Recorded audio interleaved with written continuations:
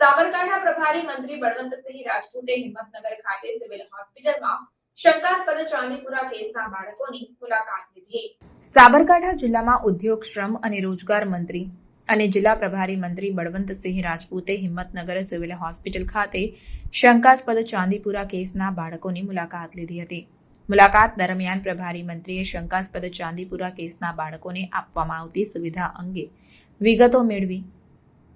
Civil hospital ખાતે શંકાસ્પદ ચાંદીપુરા કેસના બાળકો માટે 15 બેડની સુવિધા કરવામાં આવી છે, તેમજ 5 અલગ બેડની વ્યવસ્થા પણ કરવામાં આવી છે। આ ઉપરાંત જરૂર જણાય તો વધુ વ્યવસ્થા કરવામાં આવશે।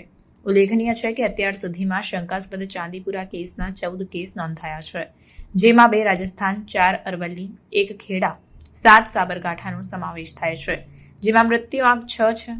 પ્રભારી મંત્રી આગામી સમયમાં અસરગ્રસ્ત વિસ્તારોમાં તિરાડવાળા કાચા મકાનો, આંગણવાડી, શાળા અને તેની આસપાસના વિસ્તારો સહિત ગામમાં ગંદકી ધરાવતા વિસ્તારોમાં જંતુનાશક દવાઓનો છંટકાવ કરવા જણાવ્યું હતું। આ ઉપરાંત જિલ્લાના ગામડાઓમાં સર્વેક્ષણ કરવાની કામગીરી હાથ ધરવા જણાવ્યું હતું। આ મુલાકાતમાં સાંસદ શોભનાબેન બારૈયા, રાજ્યસભા સાંસદ રમીલાબેન બારા, જિલ્લા પંચાયત પ્રમુખ ભારતીબેન પટેલ, હિંમતનગરના ધારાસભ્ય વીડી ઝાલા, પ્રાંતિજ ધારાસભ્ય ગજેન્દ્રસિંહ પરમાર, તાલુકા પંચાયત પ્રમુખ, જિલ્લા કલેક્ટર નૈમેશ દવે, જિલ્લા વિકાસ અધિકારી હર્ષદ વોરા, મુખ્ય જિલ્લા આરોગ્ય અધિકારી રાજ સુતરિયા સહિત સિવિલ હોસ્પિટલના અધિકારીઓ ઉપસ્થિત રહ્યા હતા।